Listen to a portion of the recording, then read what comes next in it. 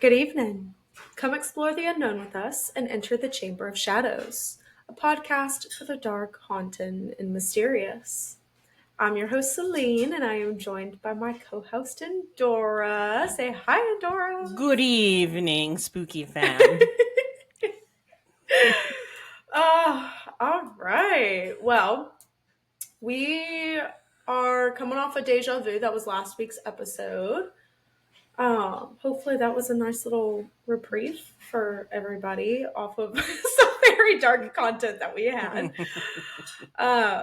So we're going to start settling into more of a consistent routine with what we put out. Certain episodes are going to usually almost always be legends or cryptids. We'll get into our haunted locations. Things like that. We'll start to have a little more consistency from here on out now. So today marks our first. I probably shouldn't say cryptid because it's more of a legend, but for the sake of the vibes and the energy, relatively same vibes that I was going for. So, you do not know what we're doing today. I did tell you, but... I don't. I have been listening intently, trying to determine on my own what it is. Okay. Out of everything we've talked about so far, do you want to take a guess at what we're doing today? And it's a legend. Mm-hmm. In the States. Uh-huh. How many questions do I get? 2 more. Okay. Does it involve murder? Potentially. Not like solely. That's not the soul. Like the core of it. Is it a creature or an animal? I'm sorry. Is it a creature or a person? It is a person. Or people. I know what it is. I think I know what it is. Okay, what do you think it is? Is it the Moon-Eyed people? Yeah. Yes. Yes. Yes. I've been dying for you to cover this because until you said it, I've never heard of this. Never. So I didn't either. I'll actually jump into the intro because so let me go ahead and say the intro, and then we'll talk a little bit and then we'll get into it. So common legends surround things such as lost settlements or civilizations all the time. A great example of this is the Lost Colony, which is a distinct tale of North Carolina's history. There is, however, a lesser-known lost settlement that even I, as a North Carolina native, hadn't heard of. It, like many other things, come out of the Appalachian region and has been passed down from generation to generation of the Cherokee people. So little is known about them and if they truly existed, but many tales have been told. So with that, I would like to talk about the Moon-Eyed people. Yes. So yes, I also had not heard of them. When we were doing very basic research for what we were going to do for the podcast in general, this was something that popped up. And I was like, oh, this is not solely North Carolina, but this is one of the North Carolina legends and lores. So yeah. And you had heard about this when you were little and forgot? No. Or no, just never? Okay. No, I don't think I had ever heard about it. I also hadn't heard about what is it? I have it somewhere in our notes and stuff, but the fairy stones, maybe? Fairy stones that are in the Appalachian region. Sorry, there's a gnat in here in November. I just wanted to say that. Okay. I wanted so badly to say Appalachian to see what your reaction would be. I didn't. Any listeners, it is Appalachia in these parts, all right? Appalachia. Appalachia. I am in North Carolina. You have West Virginia roots, so it's Appalachia, okay? If you say Appalachia, we'll throw in Appalachia. Appalachian. Yeah. That's how my husband remembers it. Yep. Yeah. So I also want to mention I am very, very partial to the Appalachian region. I really, really enjoy lore, legends, cryptids that come out of the Appalachian region.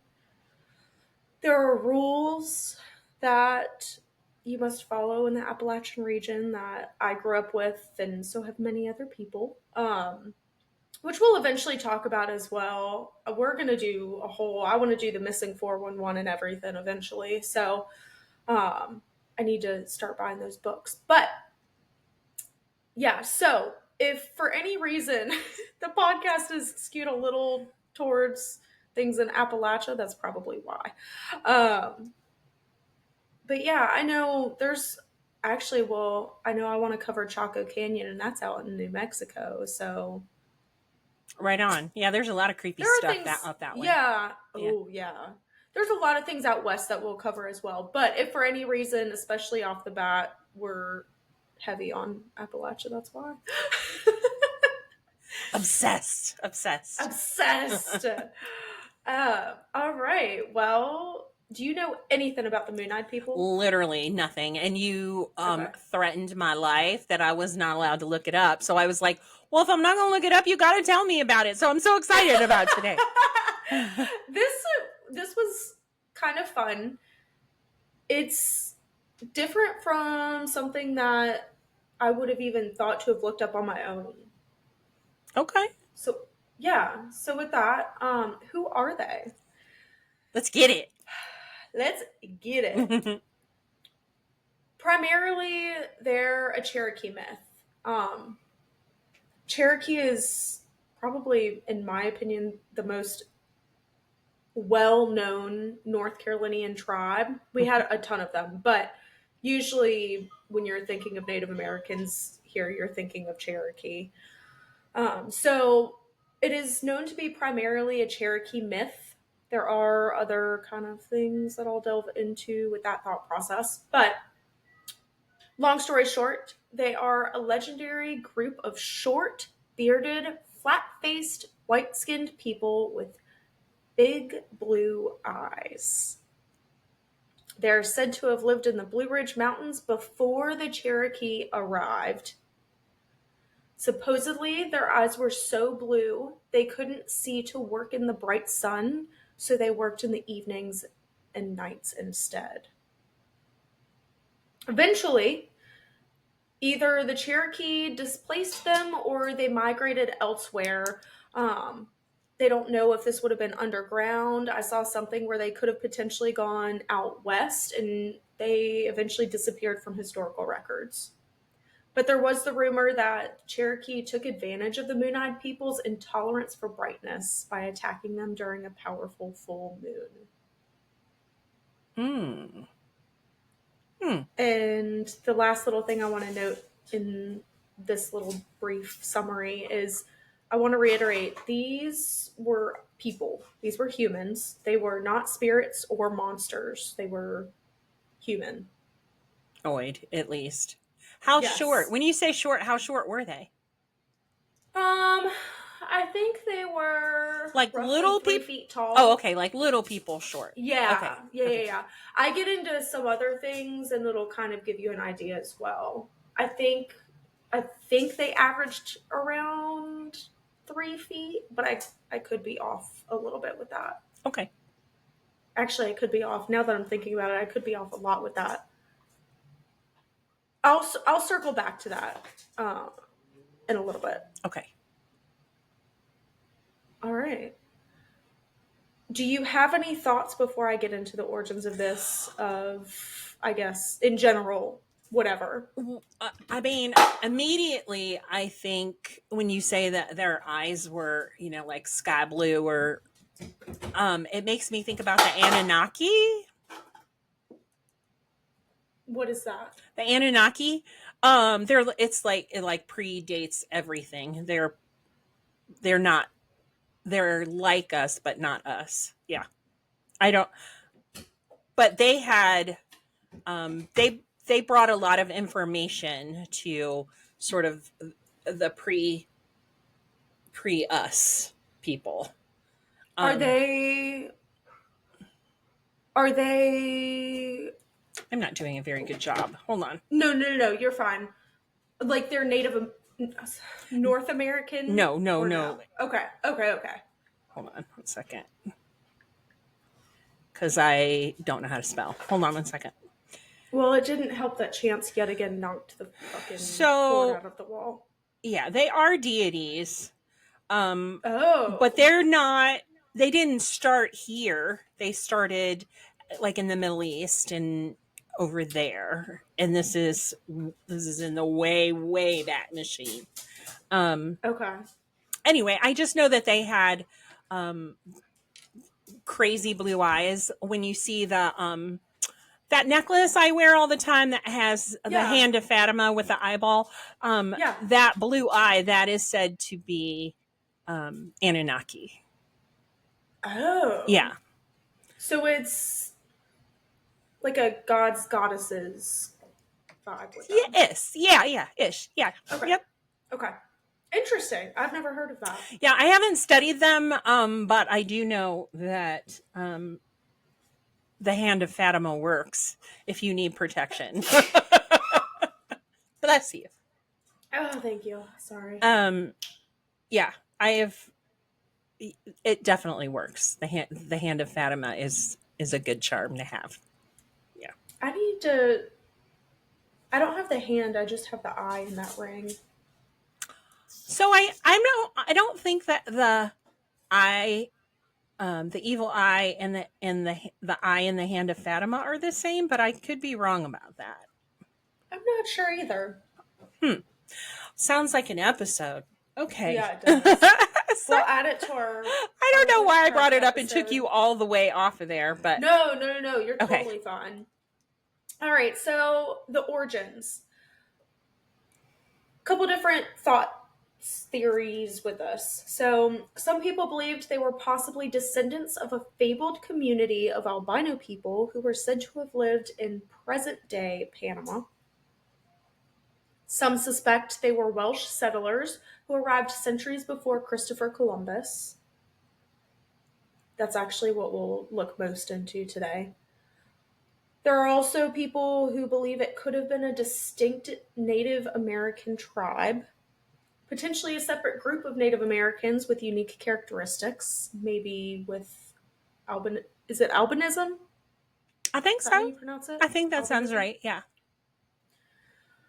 The only problem with this theory is Native American tribes have extensive intermingling, especially in this region, and that kind of makes it difficult for an isolated group to be a thing.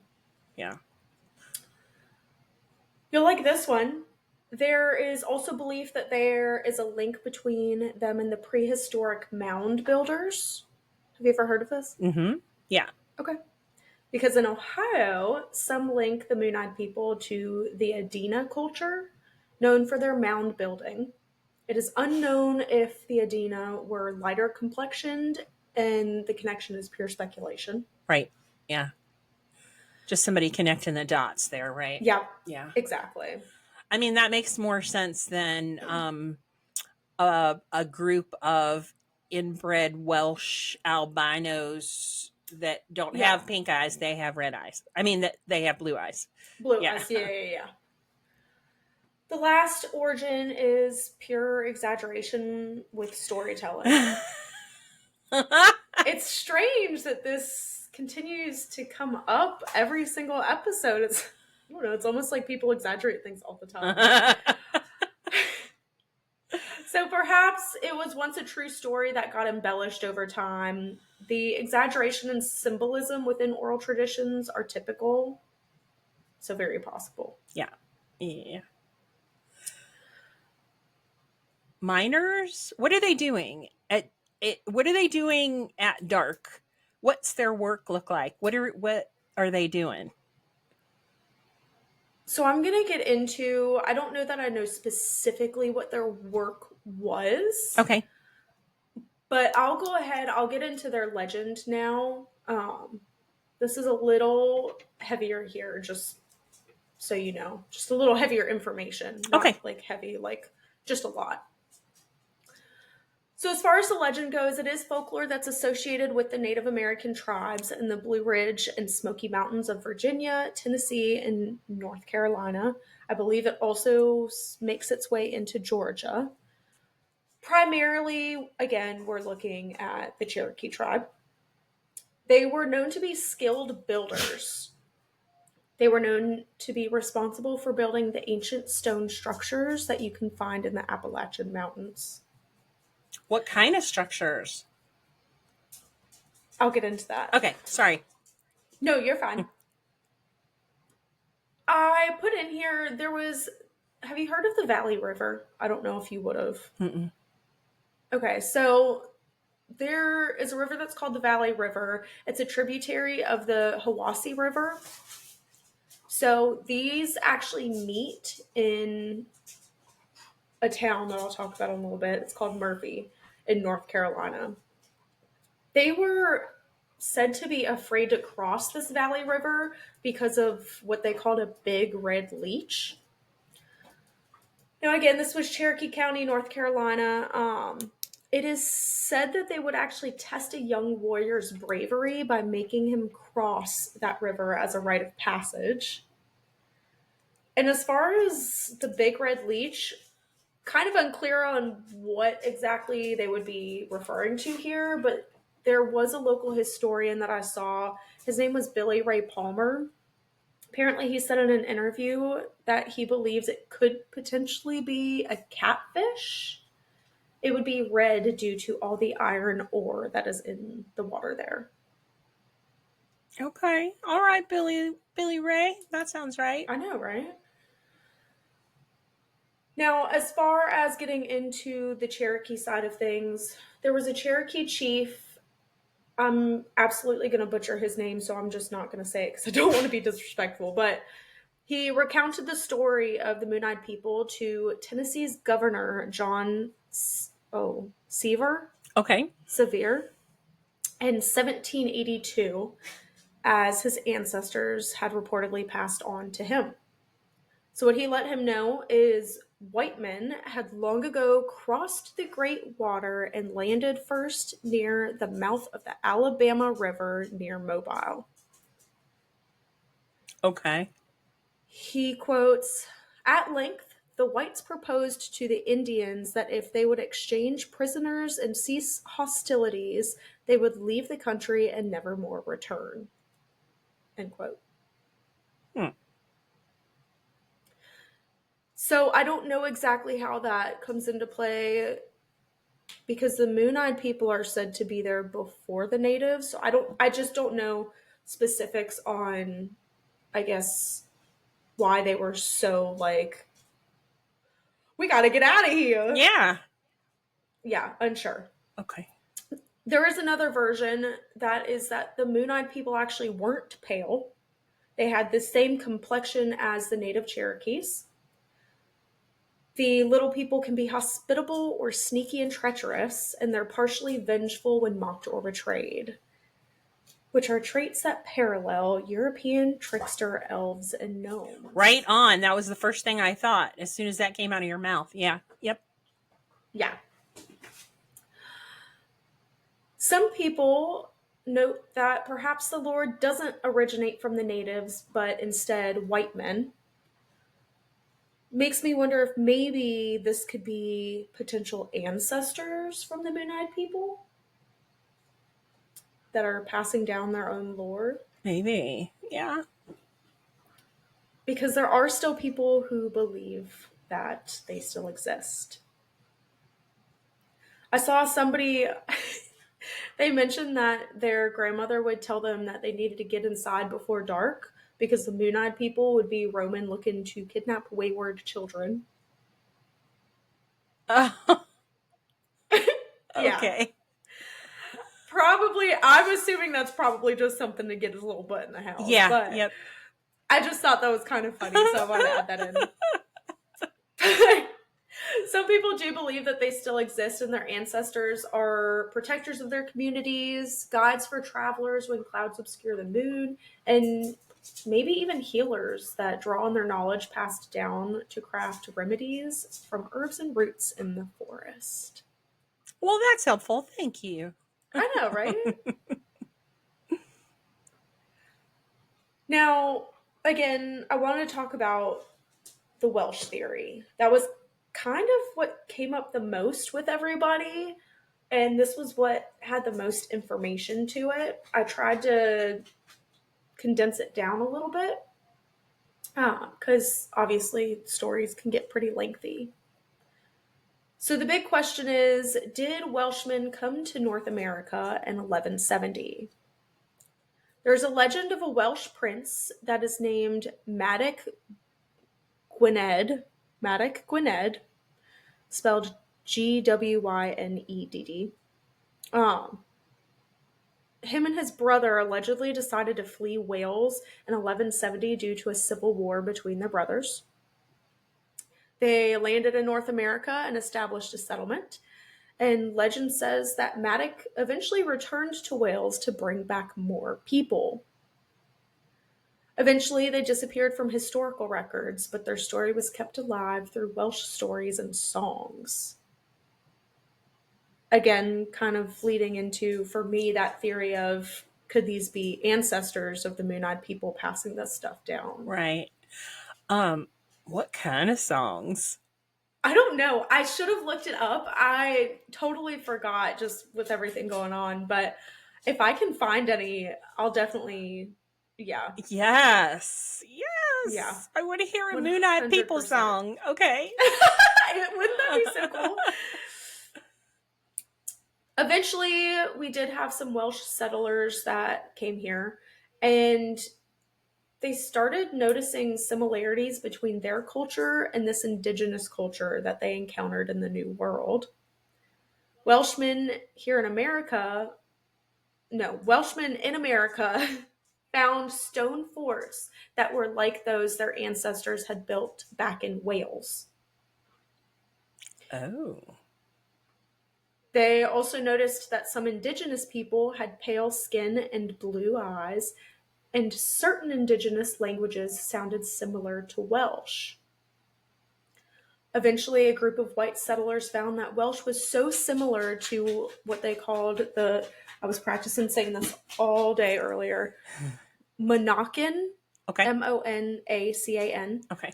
Similar to the Monacan language, that they actually had a Welsh-speaking member of their party, Peter Wynne, act as an interpreter between the two groups. Wow, that is close. Yeah. Okay. So that is the history I have for you with kind of the lore and the Welshmen. Before I get into some of the things that we have found, what are your thoughts? It sounds very Tommy knockery to me. You know the Tommy knockers? No. Okay, I'm going to stop bringing stuff up because obviously I'll look it up later. I'm lame and I talk about things that nobody knows what they are. But that's crazy. Actually, Stephen King did, I don't think it was a series. I think it was a movie. It's been a long time since I saw it. I don't know that they were as vicious as all that, but there's also songs about the Tommy knockers. But I don't think they were from like those people. So they were miners, and if the miners didn't do things a certain way, then the Tommy knockers came. And in the movie, when they come for you, like they do horrible things to you. But I don't know about the actual, I don't know how much poetic license Stephen King took writing that story. But yeah. Embellishments, man, I'm telling you. I'm telling you. True. Yeah, it sounds very Tommy knockery. Where did that reportedly take place though? Even in the movie? In the mines here. It was here. Somewhere here. East Coast. Yeah, okay. And I think they were I think they were trying to say that the Tommyknockers, when they rode their ships over here, that the Tommyknockers, that's how they got here. They came with whoever that was. Some European. I don't remember. Oh, okay. Yeah. Okay. Yep. Okay. Interesting. Future episode. Add it to the list.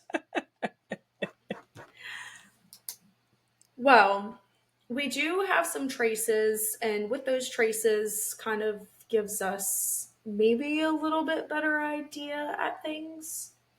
The first one I want to mention, because I'm obviously going to save the best for last. So the first one I want to mention is Fort Mountain in Georgia. They have crumbling traces remaining of a once mighty wall. It was almost 900 feet long, 12 feet thick, and 7 feet high in some places. What? It's a wall that's 12 feet thick, and where is it? In Georgia? In Georgia, Fort Mountain. Huh. It bears a striking resemblance to European battlements, and it makes them wonder if perhaps this was something that was built to protect them from the Cherokee. Oh. Because remember, there are parts of the story where the Cherokee potentially chased them off or had some not so friendly encounters with them.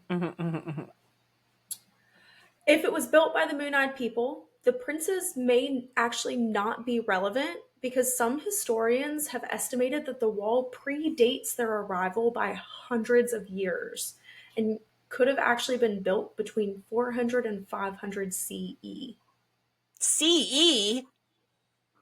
Yeah. What's CE? Am I stupid? What is CE? CE timeline.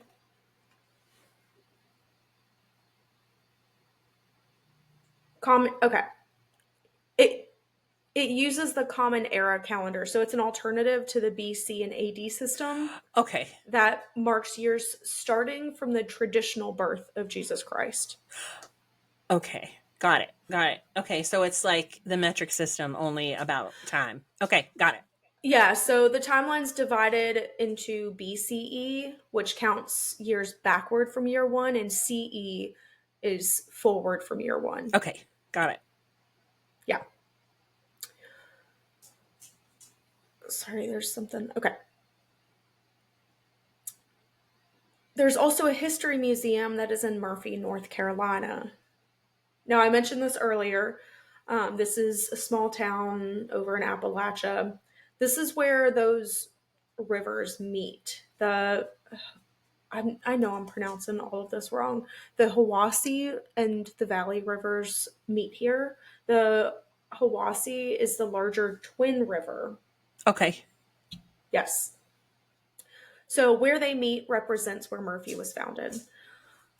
During the 19th century, there was a farmer who dug up a strange statue on his land. It was noted to be 3 feet tall. Maybe that's where I got the 3 feet. Oh, yeah. The statue was 3 feet tall and was made of talc and soapstone. It appears to depict two people either standing close together or conjoined with flat faces, oval heads, and large crescent-shaped eyes. Do you have a picture of that? Yeah. Oh, yeah. Okay. A lot of people wonder if this depicts the Moon-Eyed People, and they also question if it could have been made by them. Because remember, they were huge into building things. Yeah. Which was why people believed they were part of the Mound people in Ohio. Elves are very creative. Just saying. Not for nothing. Yeah. Yeah. Listen, every folklore comes from something. Yeah. Facts. Archaeologists and anthropologists concur that it is authentic. They also note that the actual statue would have been wider than what it looks like now because the soapstone and talc. But there's a lot of that iron ore. We talked about that earlier with the catfish. Mm-hmm. So it most likely was the cause for the discoloration of the stone.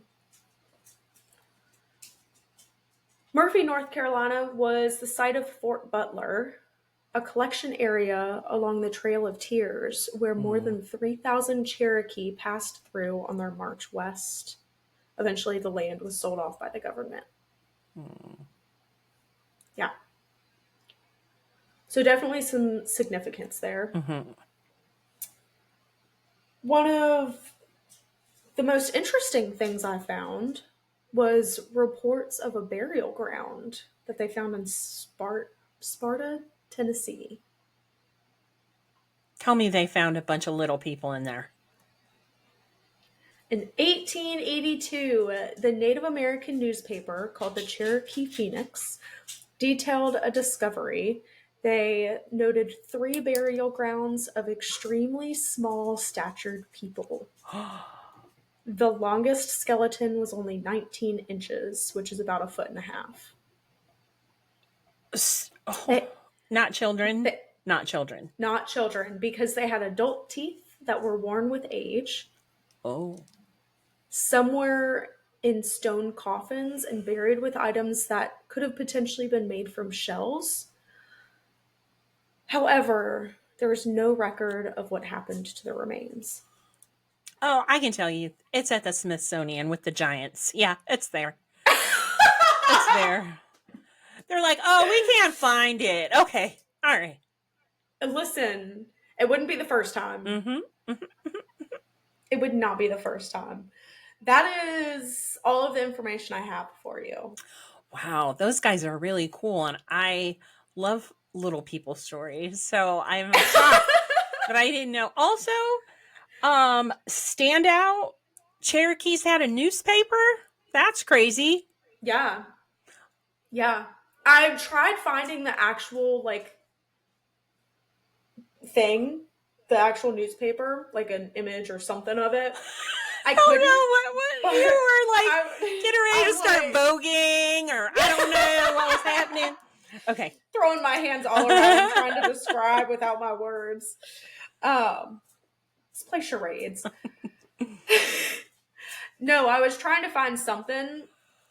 The most I could find was that it was mentioned several times. I couldn't find an actual image or the actual record of it, if that makes sense. Yeah.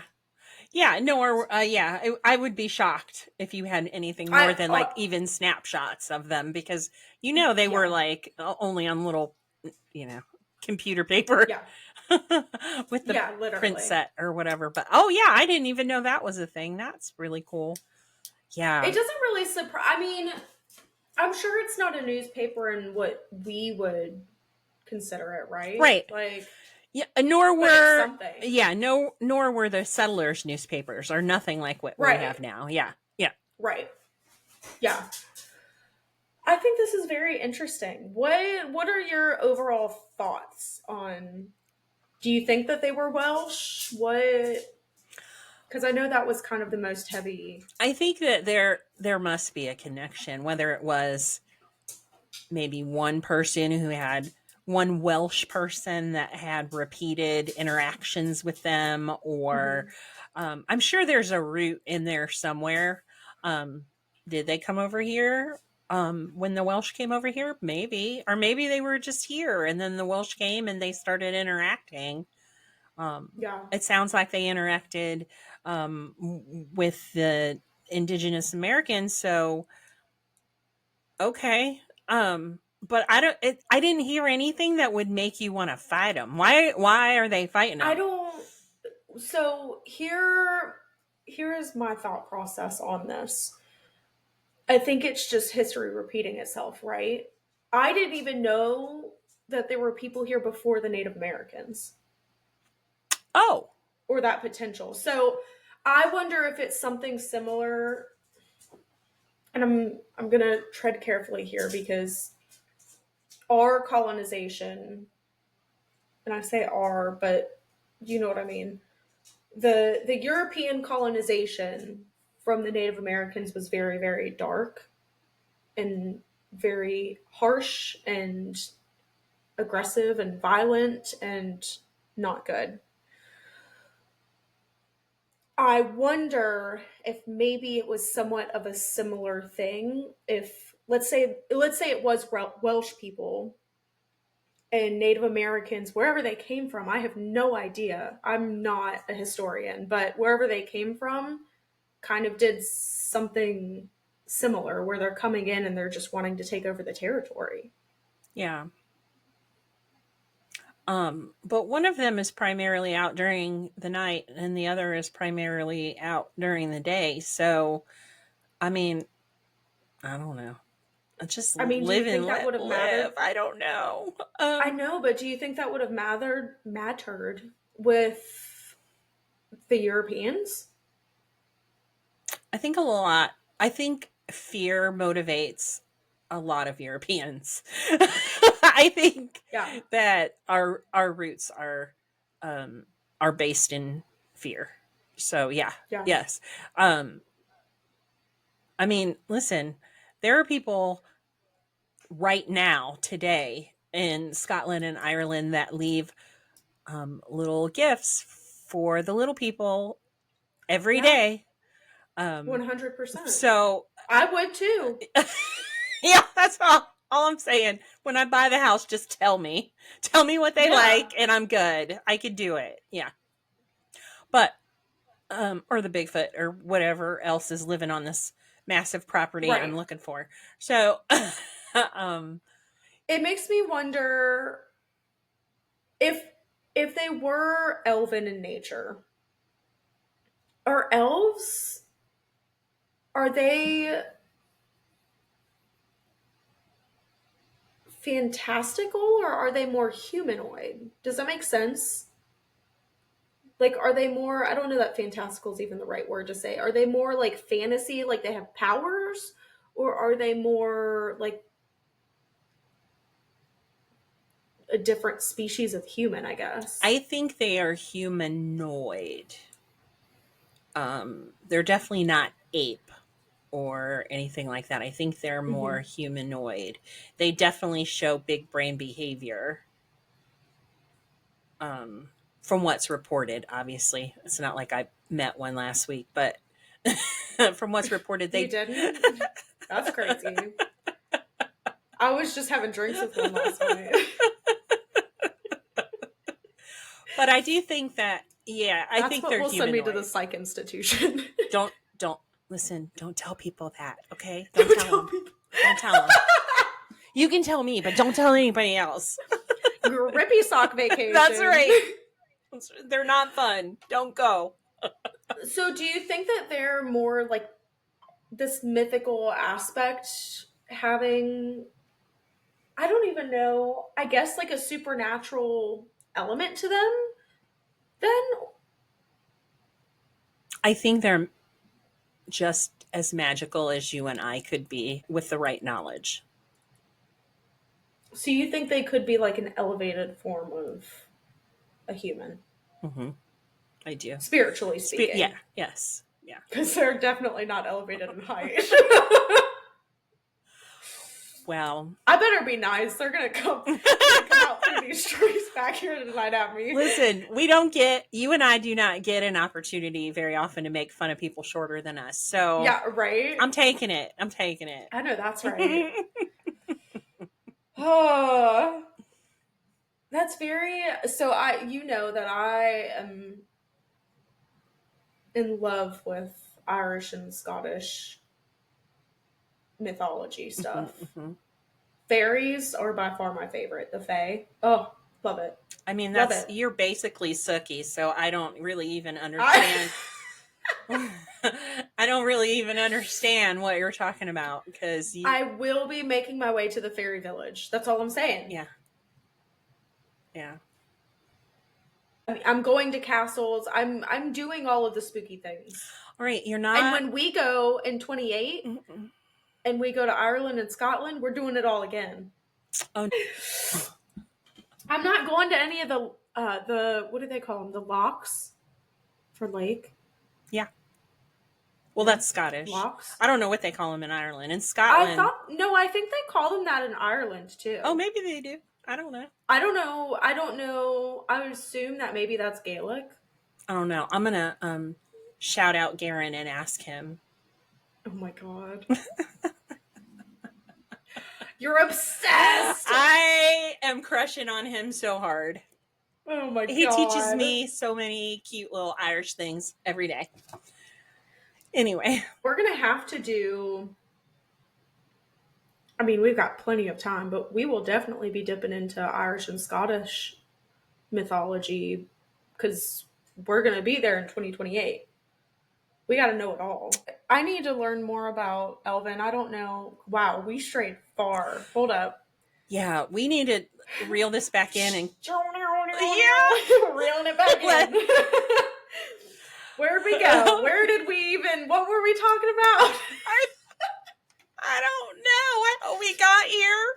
We do this every time. I know. Well, what is our general consensus on Moon-Eyed people? I could see them being Welsh. I could also see them being Elven. Yeah, I don't connect. None of that connects for me unless they came from Wales. Right. They're definitely, look. But think about Welsh people do not look like Irish people. And they definitely are not fair skinned. I mean, I'm sure there are some, but in general, they're of darker complexion. Well, think about this too. The wall that they built, or the wall that they found, they aged that way back before even they thought the Welsh would be here. I don't think... So we always talk about how old Europe and Asia and all of those countries, continents are. And they are. But I don't think anybody really appreciates how old the Americas are either. They definitely don't. Yeah. No. Because just because we haven't been civilized as long, that doesn't equate to us not having our own lengthy history. Right. Yes. And if we want to follow science and go back to Pangea, I mean, hello. I think they're little people. Not little people like human people. I think they're little people like Elven, like from the fairy realm. Okay, I can get on board with that. Yeah. You know how I feel about fairies. Fairies. I love it. Mm-hmm. I'm down with that. What do you think they are? You asked me, but I don't think you said.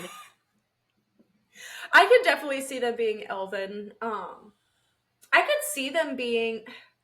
I don't know. I don't know if I truly can see them being Welsh, only because if we're going to link them back to that wall that I mentioned, that's a huge wall. And that predates when that prince and his brother would have come here. So if we're going to connect that, I would say it has to be something more like Elven or something more native than the Native Americans. Yeah. Elementals. I don't know that I've heard of groups of elementals like living together and interacting with people. You mean elementals as far as like spirits? Mm-hmm. Wow, that'd be a force to be reckoned with. All right. So maybe if anybody has any Moon-Eyed people stories or even fairy stories or little people or Elven, anything like that. Elven, fairies, we Moon-Eyed people. Love these stories and we can never get enough. Obviously. Well, yes, you can email us at thechamberofshadows@gmail.com or you can find us on TikTok and Instagram at The Chamber of Shadows. With that, we are going to cut ourselves off here. I bid you adieu, farewell, peace out. See you later, alligator. In a wild crocodile. See you next week. See you next week. Bye. Bye.